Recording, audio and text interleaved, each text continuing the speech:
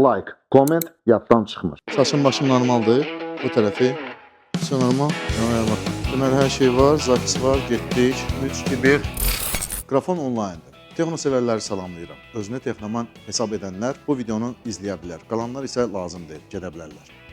Bu günləri bax belə maraqlı xəbərləri sizə təqdim edəcəm. Süni intellekt üçün MRT. Honor Magic V6 qatlanan smartfonlar arasında ən böyük akkumulyatora sahib olacaq.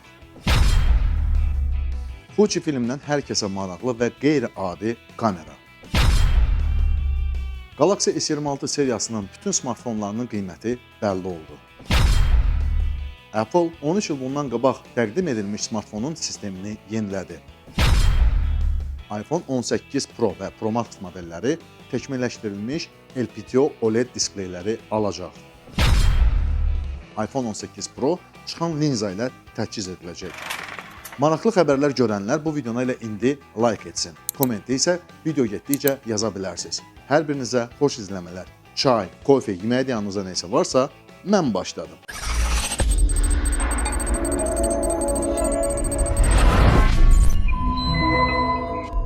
MRT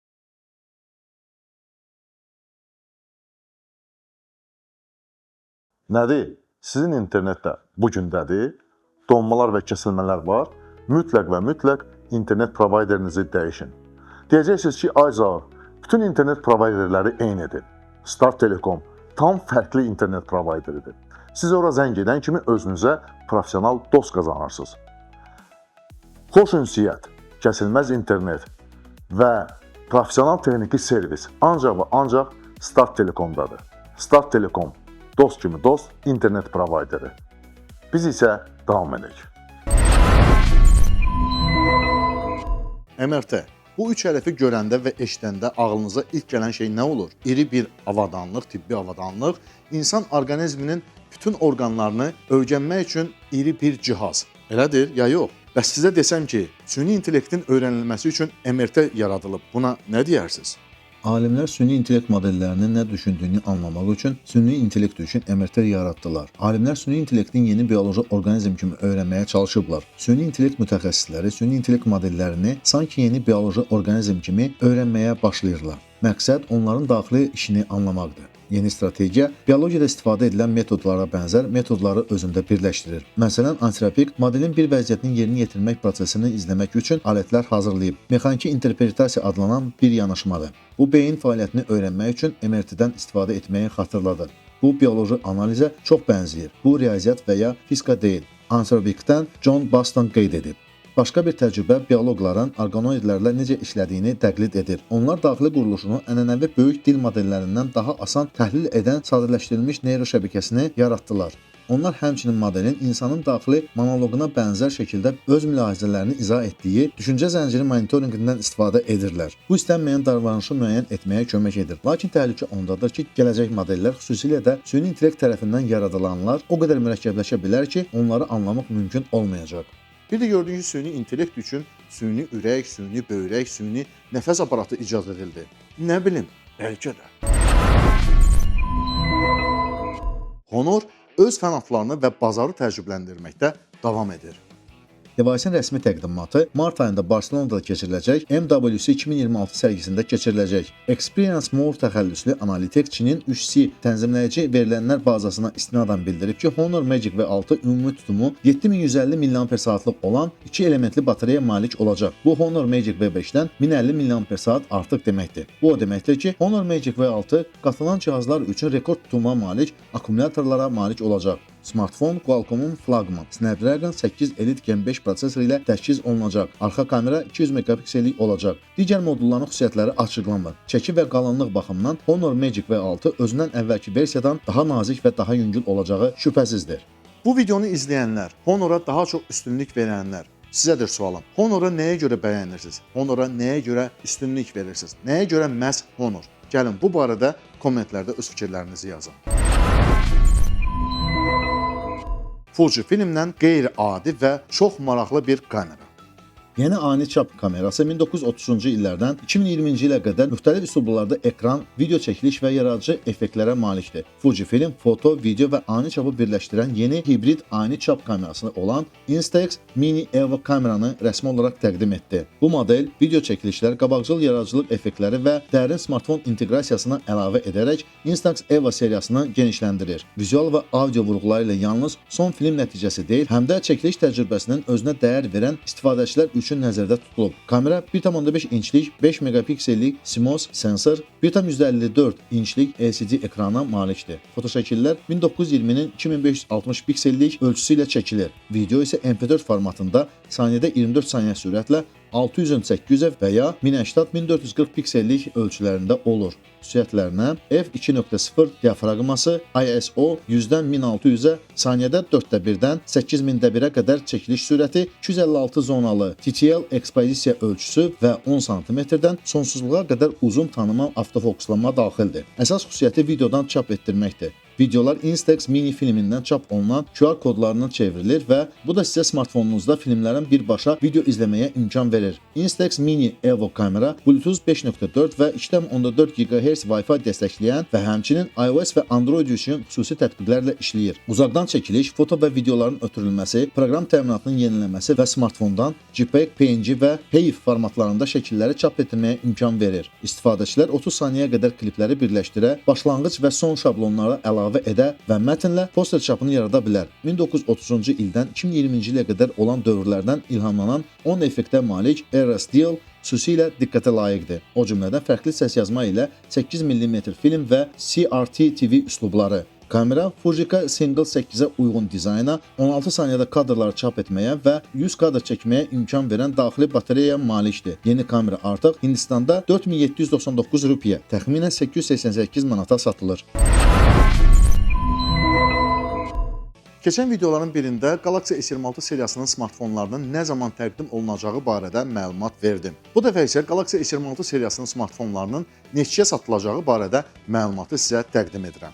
Etibarlı insider Roland Quan'ın sözlərinə görə, istehsalçı nəhayət qiymətləri yenidən nəzərdən keçirərək qərara gəlib. Samsung flaqman istisna olmaqla bütün Galaxy S26 modellərinin qiymətini artıracaq. Bu komponentlərin əsasən RAM və yaddaşın qiymətinin artırılması ilə əlaqədardır. Galaxy S26-nın 256 GB-lıq versiyası Avropada 1135 avroya başa gələcək. Bu eyni yaddaş tutuma malik Galaxy S25-dən 95 avro baha olacaq. 512 GB-lıq versiya 1325 avroya başa gələcək. Əvvəlki versiya ilə müqayisədə 190 avro baha. 256 GB-lıq Samsung Galaxy S26 Plus S25 ilə eyni olacaq, 1372 avro. Lakin 512 GB model 1609 avroya satılacaq. Galaxy S26 Ultra-ya gəldikdə isə flaqman daha ucuz olacaq. 256 GB-lıq versiya 1609 avroya başa gələcək. 512 GB-lıq versiya daha ucuz olacaq. Lakin ən yüksək səviyyəli 1 TB-lıq modelin qiyməti isə 2129 avroya satılacaq.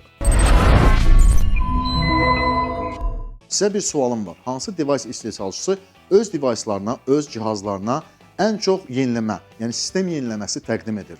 Xiaomi, Oppo, Vivo, Google yoxsa Samsung? Xeyr, heç biri deyil. Apple. Apple 13 il bundan qabaq təqdim edilmiş, bazara çıxarılmış iPhone 5s üçün sistem yeniləməsini təqdim etdi. iPhone 5s 2013-cü ilin sentyabr ayında satışa çıxarılıb. Müasir iPhone-lar üçün iOS 26.2.1-in buraxılması ilə yanaşı, Apple köhnə device'larının sahiblərinə də bir hədiyyə vermək qərarına gəldi. Xüsusilə iPhone 5s. Bu model üçün iOS 12.5.8 buraxıldı. Onu 12 yaşlı iPhone 6-ya da quraşdırmaq olar. iPhone 6s iOS 15.8.6-ya yeniləndi. iOS 12.5.8 və iOS 15.8.6-da yeni funksiyalar yoxdur. Yeni əməliyyat seriyasının versiyalarında yalnız iMessage, FaceTime və smartfon aktivləşdirilməsi üçün tələb olunan yeni sertifikatlar var. Yeri gəlmişkən iPhone 5s və iPhone 6 2023-cü ilin əvvəllərində Apple əməliyyat sistemindəki kritik təhlükəsizlik problemlərini həll etmək üçün yenilədi. Sonra da çoxları deyir ki, mən Apple-a üstünlük verirəm, mən Apple-ı tərifləyirəm, mən ay divanı ekspertləri, Apple-ı tərifləmirəm, mən faktları görüb, faktları sizə təqdim edirəm. Ola bilər ki, mən hardasa səhv edirəm. Məsəl üçün, Apple-dan başqa digər hansısa bir gadget istehsalçısı öz smartfonlarına bu qədər uzun müddət əməliyyat sisteminin yeniləməsini təqdim edir. Kimsə bilirsə, bu barədə kommentlərdə yazsın. Bu ilin payızında təqdim olunacaq iPhone 18 seriyası haqqında infosuntular elə bu ilin payızına kimi gəlməkdə davam edəcək. Bu gün isə iPhone 18 Pro və Pro Max modellərinin ekranı haqqında çox maraqlı bir məlumatı sizə təqdim edirəm.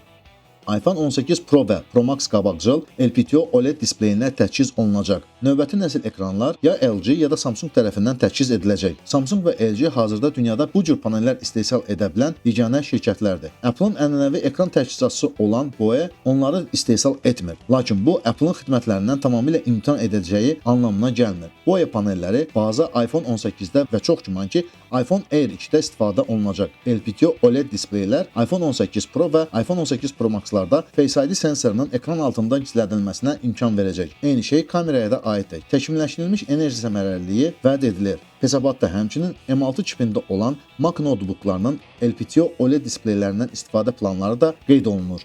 Deyilənlərə görə Apple Çinin brendlərinin trendini öz smartfonlarına təqdim edəcək. Deyilənlərə görə Apple iPhone 18 Pro-da çıxan linzalardan istifadə edəcək.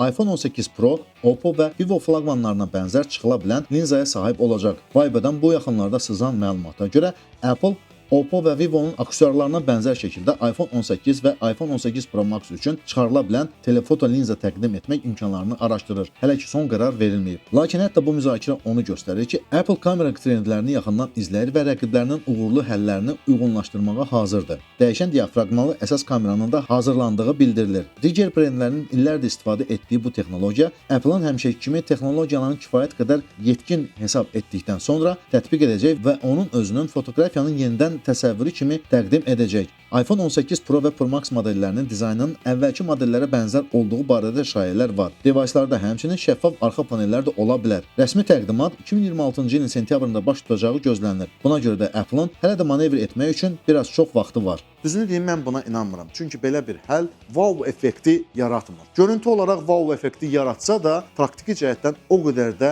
maraqlı deyil. Belə bir smartfonlar çox kütləvi istifadə olunmur. İstifadə etsələr ancaq professional fotoqraflar istifadə edir. Amma desəm ki, professional fotoqraflar professional fotoaparatlardan istifadə edirsə, belə bir Frankensteynə nə ehtiyac qalır? Əgər səhvim varsa, bu barədə kommentlərdə yazın. Düzünü deyim, bu infosuntu məni o qədər də açmadı və inanmıram ki, Apple belə bir Frankensteyni təqdim etsin. Buna mən 100% inanmıram. Yox, ona görə yox ki, mən Apple-ı sevirəm və yaxud nə isə.